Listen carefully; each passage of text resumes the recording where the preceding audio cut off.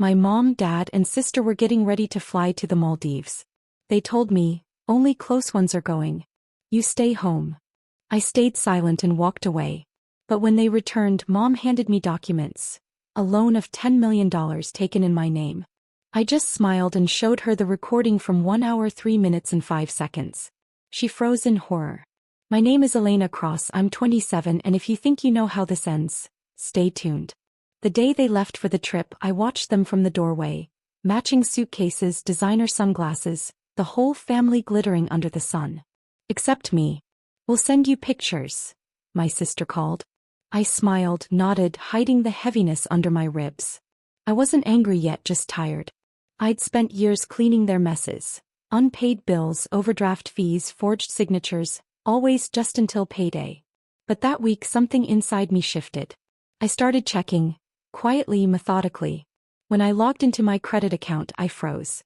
A new loan, $10 million. My name. My signature. Copied perfectly.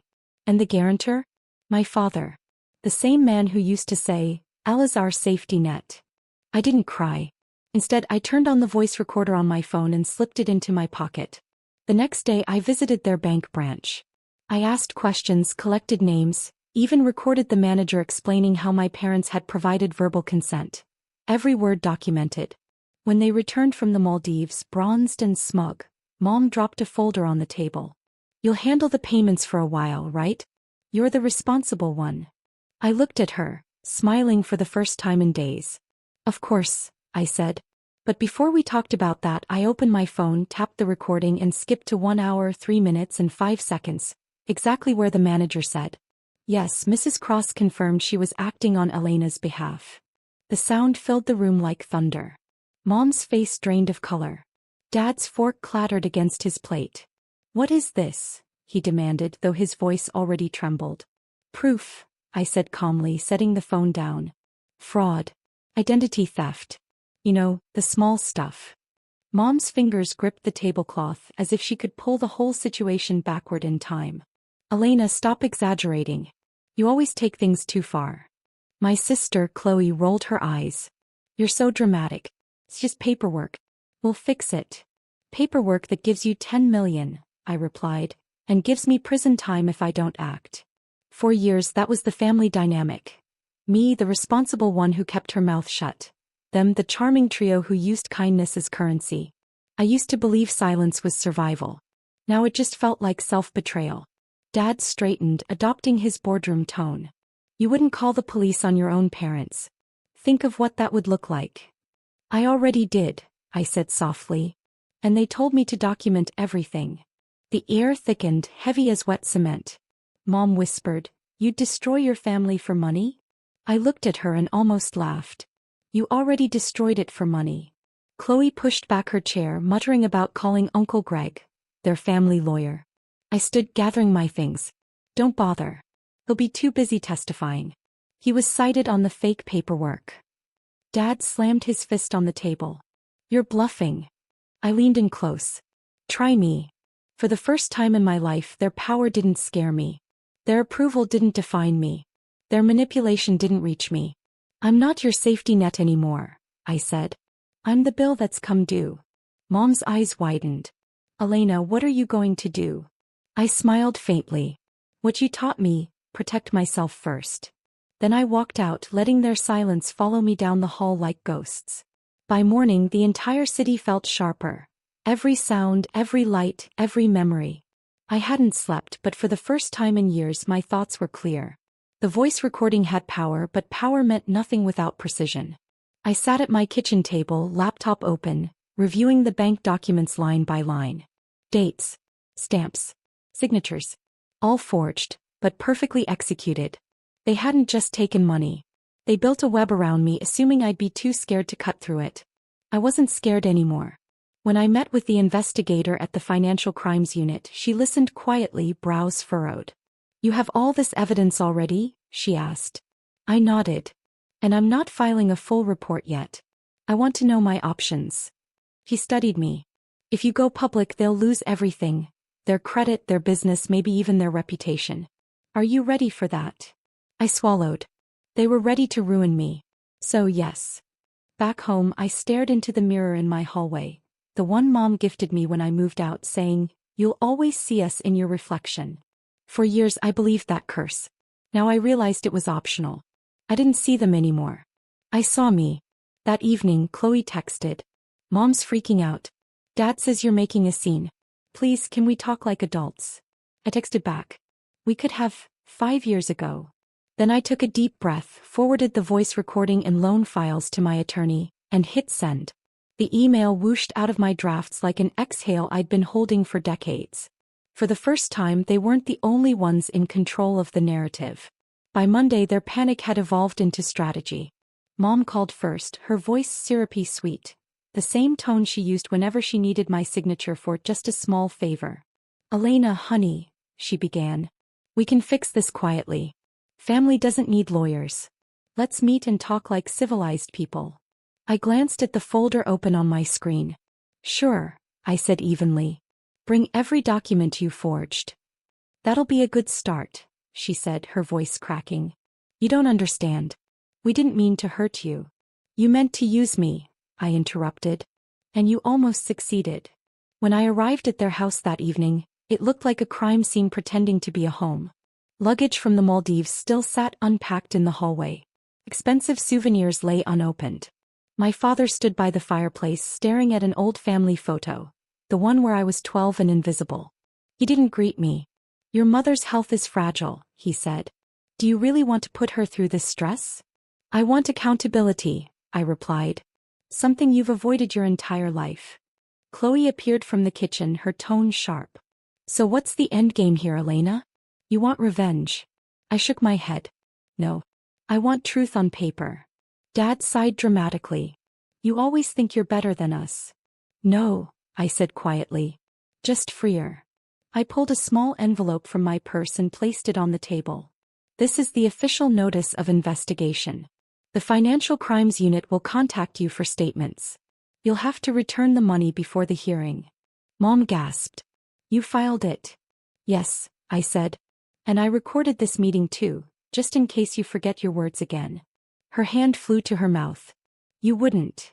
I met her eyes. "I already did." The silence that followed wasn't just fear.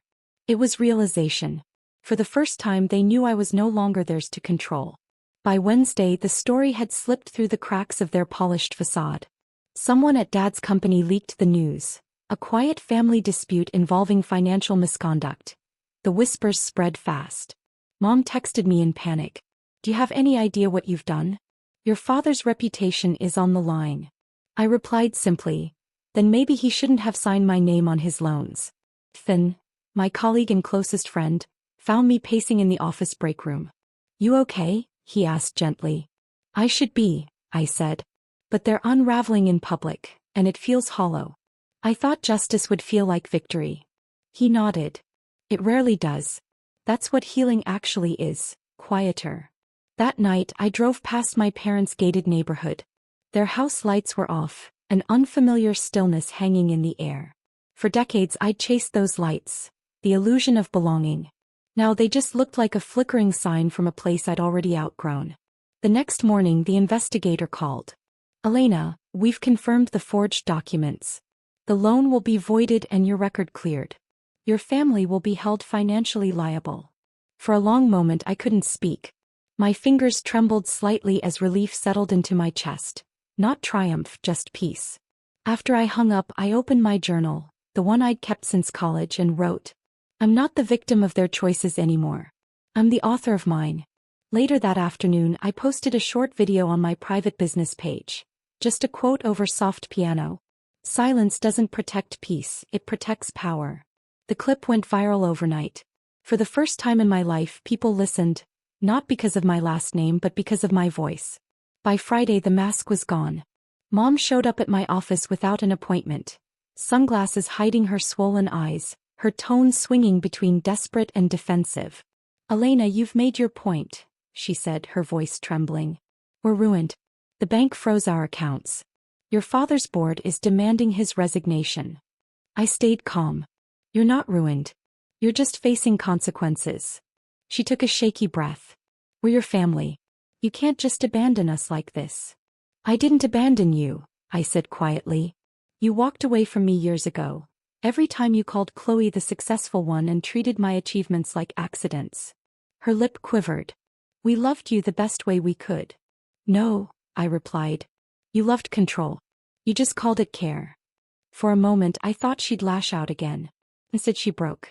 Tears spilled beneath the designer frames. We were scared, Elena, she whispered.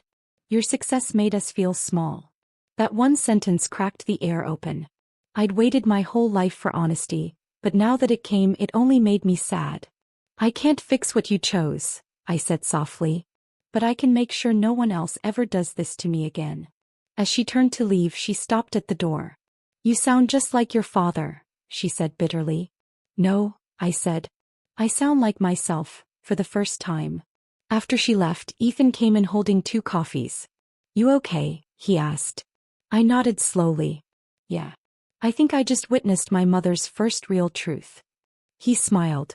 You're rewriting the ending, you know that? I looked out the window, sunlight scattering across the glass towers downtown. Maybe not the ending, I said. But at least the story is mine now. For the first time that felt like enough. 2 weeks later I received an invitation that almost made me laugh. Family dinner. Let's talk things out. It came as a group text from Chloe, who hadn't spoken to me since the Maldives incident. Ethan read over my shoulder and raised an eyebrow. You're not actually going, are you? I think I have to, I said.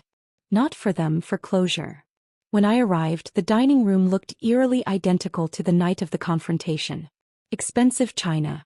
Forced smiles. Silence pretending to be civility. Dad stood to greet me with his old politician's smile. Elena, you look successful. I am, I said. Are you still pretending? He flinched. The first honest reaction I'd seen in years. Dinner was stiff. Mom avoided eye contact. Chloe tried to lighten the tension, her laughter too bright to be real. Finally, Dad cleared his throat. We've had time to think. Maybe we all said things we didn't mean. I set down my fork. You forged my name for $10 million. You meant it. The table went silent again. I'm not here for apologies, I said. I just came to say this, I forgive you but I won't forget. Forgiveness isn't a welcome mat. It's a locked door I'm choosing to walk past. Chloe blinked. So that's it? You're just done with us? I nodded. No screaming, no revenge. Just distance. Dad tried one last time. You're making a mistake. Maybe, I said standing. But it's mine to make. As I walked toward the door, Mom whispered something so faint I almost missed it. We lost you long before the money. I paused only long enough to answer. No, Mom. You never tried to keep me. And with that I left, leaving behind everything I used to beg for. A year later I stood on stage at the Women in Finance Summit, the city skyline glittering behind me. The award plaque in my hand read, Excellence in Ethical Leadership. The irony wasn't lost on me.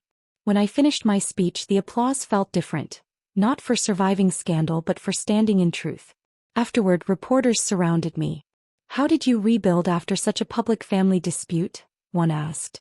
I smiled softly. By realizing I wasn't rebuilding. I was building for the first time. That night I hosted a small dinner with my chosen family, Ethan, my mentor, and 3 interns I'd recently hired from disadvantaged backgrounds. We toasted with simple glasses, not crystal. To what's ours, Ethan said. I laughed. To peace that doesn't need an audience. When everyone left, I stepped onto the balcony, the city lights stretching beneath me like constellations. My phone buzzed. A message from an unknown number. We're sorry, Lena. Mom and Dad. For the first time I didn't feel anger or longing. Just calm acceptance. I texted back. I wish you healing. Then I silenced my phone and looked out at the skyline. My skyline, built without their approval, without their shadow. Downstairs a delivery box waited. Inside was a small framed quote from a scholarship recipient. She believed she could stand alone, and so she did. I placed it on my desk beside a photo of my team. No empty spaces. No ghosts. Just people who showed up. As dawn broke I whispered to myself, this is what freedom feels like, not loud, just steady. And with that I closed my eyes, breathing in the peace I once mistook for loneliness.